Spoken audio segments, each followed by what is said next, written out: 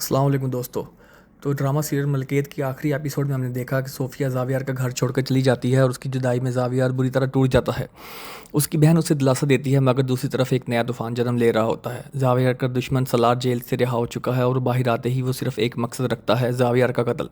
उधर असफन जरखा की मौत पर तज़ियत के लिए सोफिया के घर पहुंचता है। उसी दौरान ज़ावियार एक बार फिर सोफिया से रब्ता करता है और उससे सारी हकीकत समझाने की कोशिश करता है, लेकिन सोफिया ये मानने को तैयार नहीं होती। उसे यकीन होता है कि इस सारे खेल के पीछे किरण का हाथ है। बातचीत के दौरान अचानक एक तेज़ रफ्तार गाड़ी ज़ावियार को कुचलने की कोशिश करती है, मगर ऐन वक्त पर सोफिया उसे बचा लेती है और सलार का पहला हमला नाकाम हो जाता है।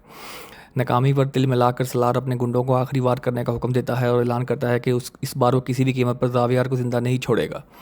दूसरी तरफ ज़ावियार की बहन ज़ारा सोफिया के पास जाकर किरण की हकीकत बताती है, लेकिन सोफिया फिर भी यकीन नहीं करती। आखिरकार ज़ारा किरण से खुद फ़ोन पर बात करवाती है और जब सोफिया अपने कानों से सच सुनती है तो उसे एहसास होता है कि ज़ावियार बेकसूर था।